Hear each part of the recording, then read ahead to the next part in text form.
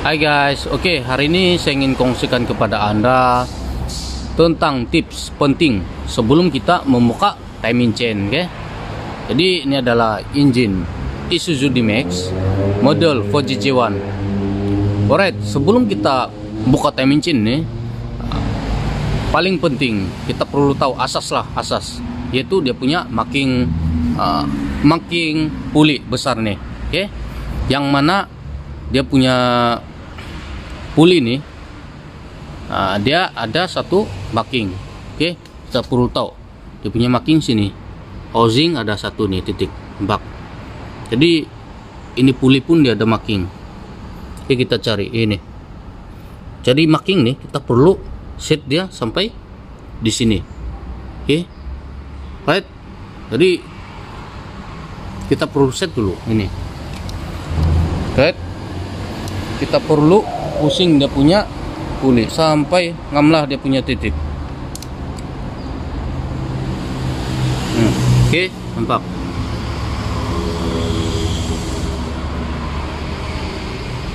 Alright, ini bila puli ini ngam, baru kita tengok di bagian sini, yang mana sambungan idle gear pergi fuel pump marking, oke? Nih dia ada titik 2. Jadi ini paling penting sebelum kita buka timing chain. Ini kita perlu set dan kedudukan pun ngam bagian sini, oke? Nampak dia ada 2 titik, oke? Kayak ini 1, 2, 3. Jadi dia punya sini pun ada marking juga, nampak titik nih, oke? Yang mana marking nih untuk bagian rantai nih. Jadi rantai ini dia ada marking, sepatutnya dia marking kuning sini, oke? Kuning, oke? Macam inilah contoh ini. Saya sudah ini yang saya tukar hari itu timing chain, oke? Ini jadi ini sebagai contoh lah, kuning nih, oke? Warna kuning nih dia memang terletak di bawah sini, right? Jadi saya percaya mungkin ramai yang keliru pasal timing chain dia punya warna nih, oke? Ini sebab kadang-kadang bila kita set dia, oke, kita set ini ngam sudah, dia punya marking, tapi ini dia punya rantai, dia punya warna kuning sini nih, dia punya marking, dia lari. Jadi itu kita tidak payah set dia sampai di sini.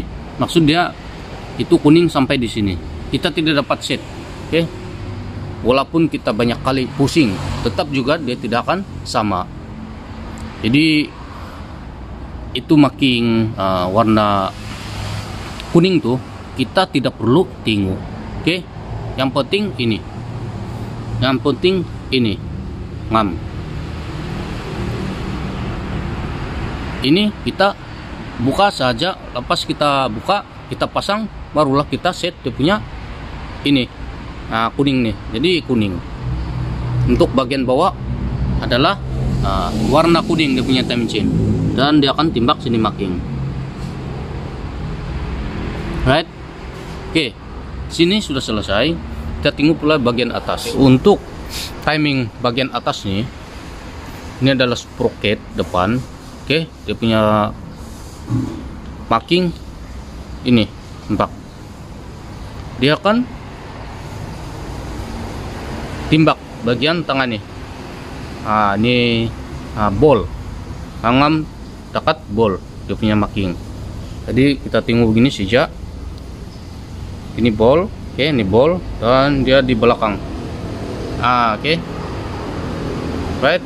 Ini dia punya marking bagian atas, dan dia punya rantai nih, marking dia adalah warna hitam. Ini ini warna hitam, dia punya marking bagian atas. Tapi dia sudah lari, dia pergi sini. Oke, dia sudah lari pergi sini, dia sudah lari, tapi itu kita tidak kisah. Yang penting makin dia ngam sini sama ngam sini, itu saja yang penting. Oke, jadi kedudukan rantai dia punya warna kita tidak perlu tengok, sebab memang dia lari. Oke, jadi bila kita pasang balik, kita set balik lah. Kedudukan kuning bagian bawah dan bagian hitam bagian di atas. Oke, alright, kita sudah tahu timing tengah-tengah.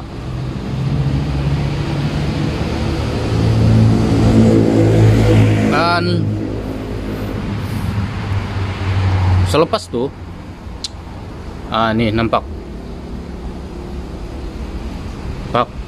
kiri kanan nih dia ada cam sub. Tadi cam sub nih dia ada marking di belakang, nampak. Oke, dia di belakang, duduk di belakang, dia akan berjumpa titik sama titik. Nampak titik sama titik. Jadi di sebelah pun ada juga. Oke, kalau dia punya marking bagian belakang nih sudah paham, oke lah, kita punya marking memang terbaik. Oke, kita punya marking memang terbaik, tidak akan lari. Jadi bila kita pasang balik, kita tahulah dia punya kedudukan marking. Jadi ini sangat penting lah sebelum kita membuka timing chain, right? Dan lagi satu, sebelum kita buka nih cam, oke, ini nampak dia ada lubang kecil, size 8. Jadi ini kita perlu lock sebelum kita buka dia punya cam, sebab dia punya gigi nih, nampak, dia akan pandai lari.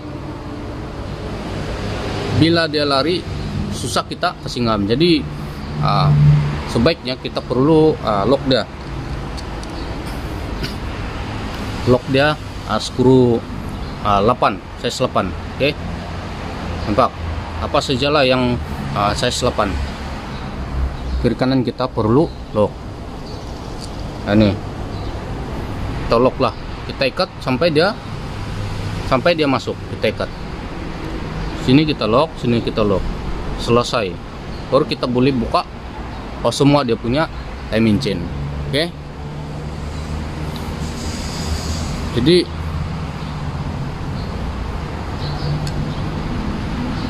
inilah dia punya marking. Oke, tadi kita sudah tahu dia punya marking, dan sebelum kita buka timing chain kita sudah tahu dia punya kedudukan marking lah. Jadi kita tidak akan keliru lagi pasal dia punya timing chain nih yang ada warna bagian mana, bagian bawah ke atas. Oke, kalau dia tidak ngam dia punya warna, kita tidak payah set sampai dia sampai. Oke, jadi yang penting bagian bawah nih ngam, dan bagian tangan nih ngam, dan bagian belakang ngam, bagian belakang ngam, dan puli juga dalam kedudukan. Nah, nih titik dia. Jadi sekarang nih dia punya piston memang nomor 1, nomor 4 dia naik. Oke, memang dia top. Jadi mungkin sampai sini saja pokongsen ilmu saya kali ini, serba sedikit dapat memberi ilmu kepada semua orang yang memerlukan lah. Oke, dan sekian, terima kasih.